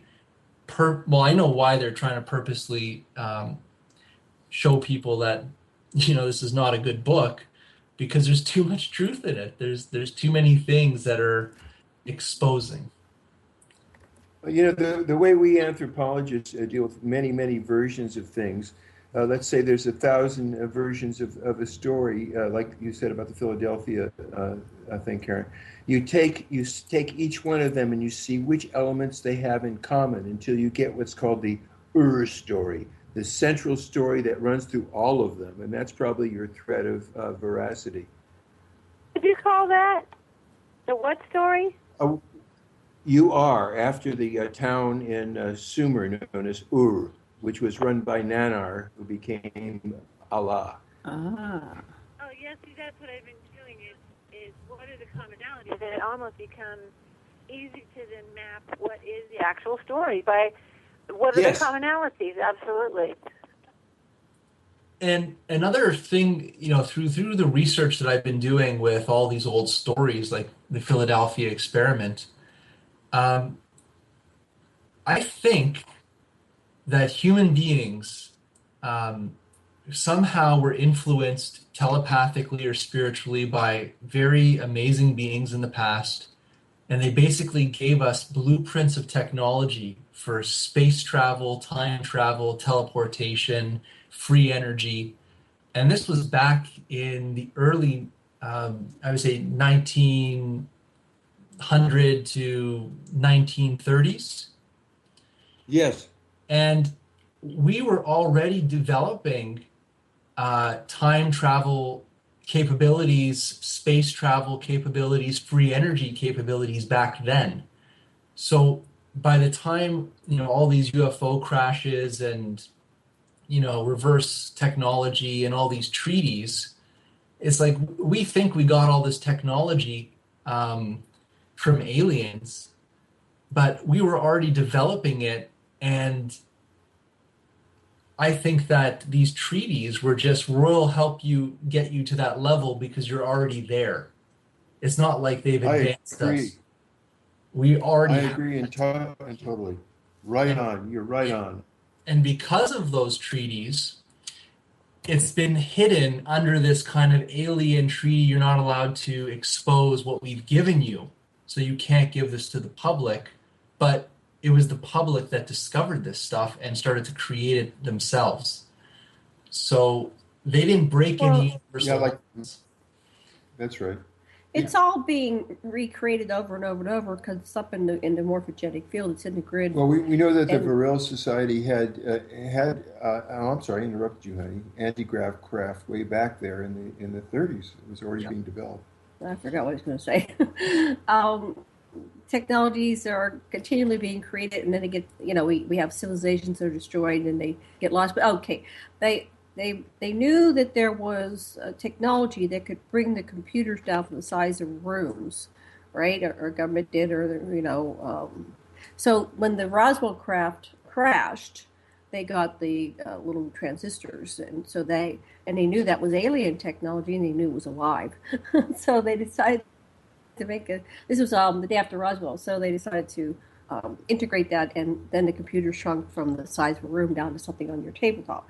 But, they were aware of the technology. So how are they aware of this technology? Well, they've seen it, or it's been with us since the dawn of time. We have the Anunnaki had computers, they had crystal technology. So it's in our consciousness, in our global consciousness, in our subconsciousness, the awareness, and then that's how a lot of inventions come. It's like the awareness first, and then they bring it down into 3D physicality. What did you want to say, Sasha? Oh, just that one of our engineers, a fellow named Caldwell, developed the anti-grav craft way back in the 40s with it was a joint Brit American, New Zealand, Canadian thing, and then that Ralph Ring actually applied Otis Carr's principle and made a civilian anti-grav craft. So we've got some good information about that. Yeah. So we have everything we need. The only thing we need is to allow the technology to trickle down to us. And but the way the world is going right now, yes, there's an awakening because we really, really need it right now. But if I was just a person observing this planet and had no connection to Earth, I would see this planet as being terraformed, and that the original inhabitants are being taken off so that this could be turned into something else once we're gone. Or else we will evolve into that. I've seen, I was on Johnson Atoll, and they said that they blew up the atomic bomb there by accident in 1962.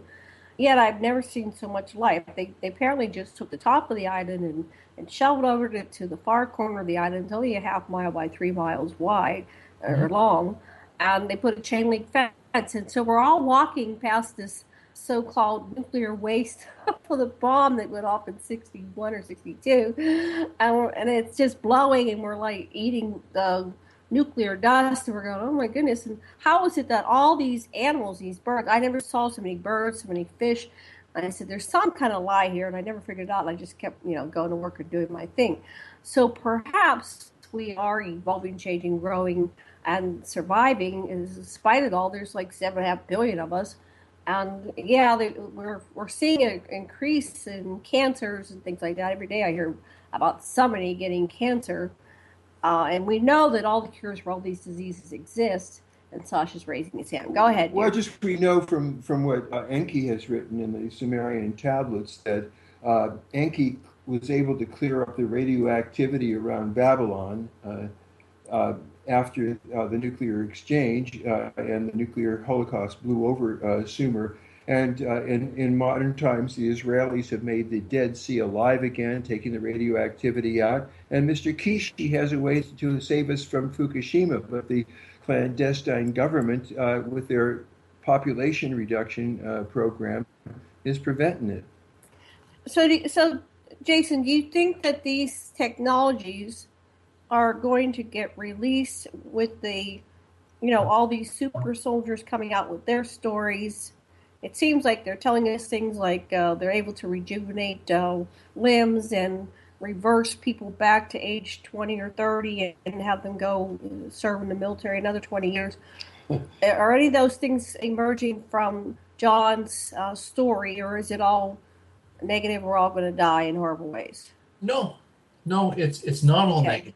It's not all negative, but from John's case is that he's out of it. Like, he's in the final stages of his life, and I would say he's retired. And he says that this is continually going on.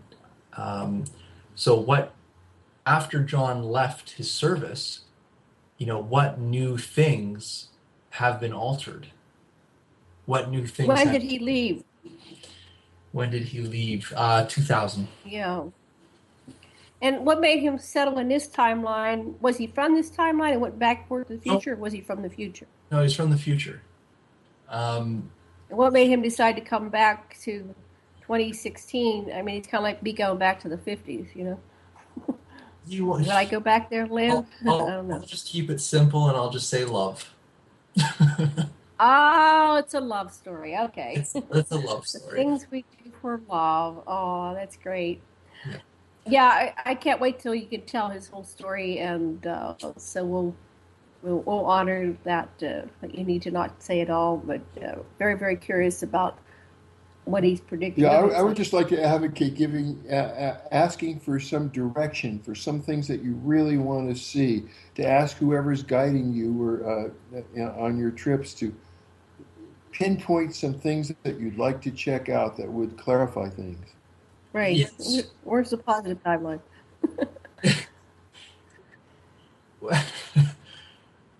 Listen, I'm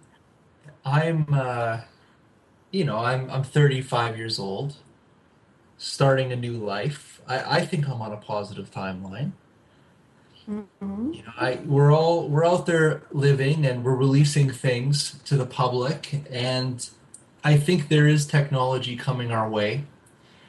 And I really hope that we get off gasoline. That's gasoline and natural gas. I think just those two things, if we stop them, our world will last a whole lot longer. So we're really just poisoning ourselves with very simple things that we do not need. We do not need oil. We do not need natural gas. And until I see a future where that is not in my life, we're continually killing the planet. It's unavoidable if we're going down the path of oil and natural gas and nuclear. So until we find an alternative, then we know we're on the right timeline. Well, if enough of us die, then there'll be nobody left to make cars or fly the planes, or so. The planet will be fine without us. At that point, if we just start dying en masse and there's not enough people left to bury us, then it'll just be like a tipping point and start going back into a more primitive state of existence. I know this has been kind of a strange topic for this show, and it's been a little downer, but I am an optimist, actually. I do see hope in all of these things. But I joke with people because you see corporations all the time where they just go and poison water forever or cut down an entire forest. And when you're trying to think of the logic behind it, either they know that this forest is not going to be here in 20 years from now anyways. So why not just cut it down now if it's not going to be here? It's almost like they're making a run for it. So instead of passing more environmental laws, we've actually been taking away more environmental laws as we go forward. So it's just craziness. I just don't understand the logic behind it unless they know something that we don't.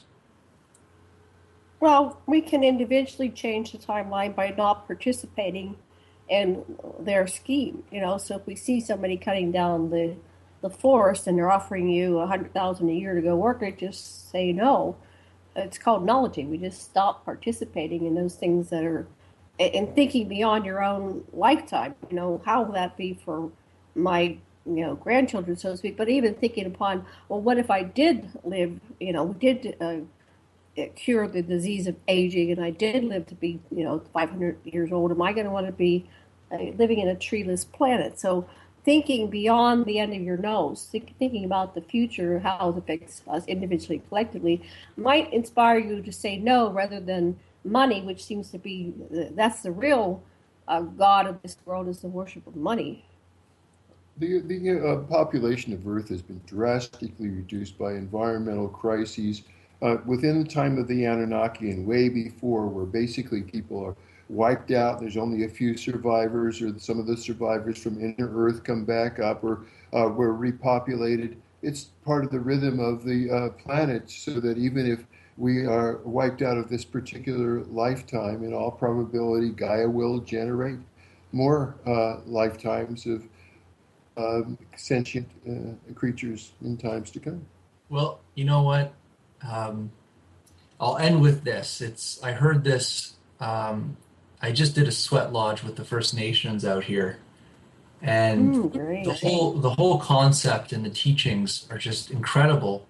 Saying that we're the human race is the last things in creation on this planet, and everything else came before us. And no matter what we do, they will continue, and the earth will continue to generate no matter what. And the earth can survive without us, but we can't survive without the earth. Mm-hmm. So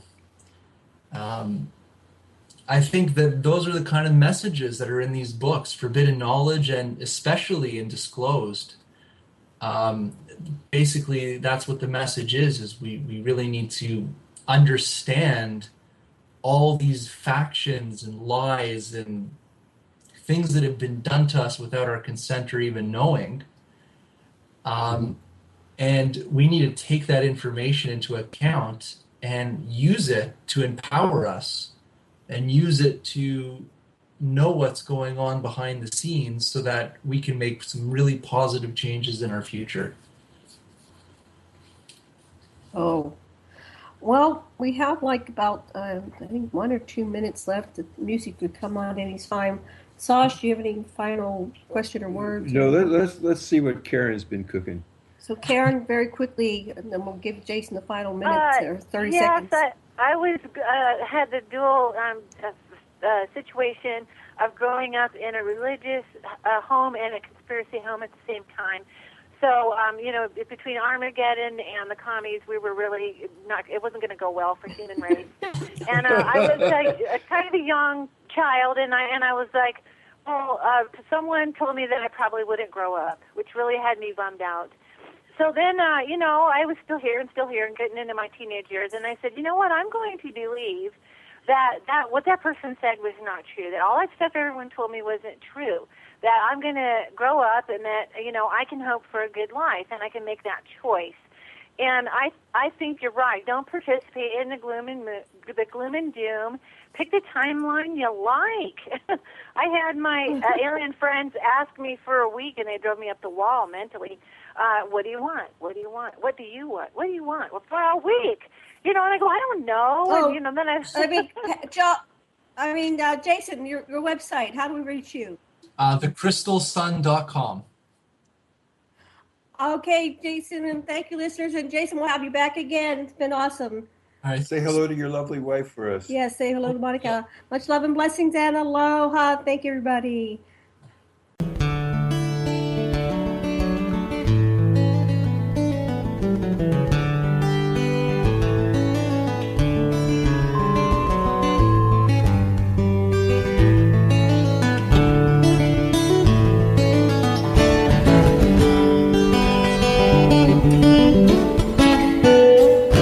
Revolution Radio at freedomslips.com, and we'll be right back after this message.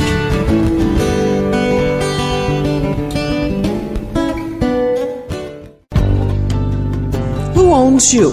If you're not in control, then someone else is. Join me, Ivy West, for Voices on the Wind, Saturday from 4 to 6 p.m. Eastern in Studio A. I discuss government, health, metaphysics, suppressed science, universal mysteries, little-known incredible facts, alternative energies, and even more than you can imagine.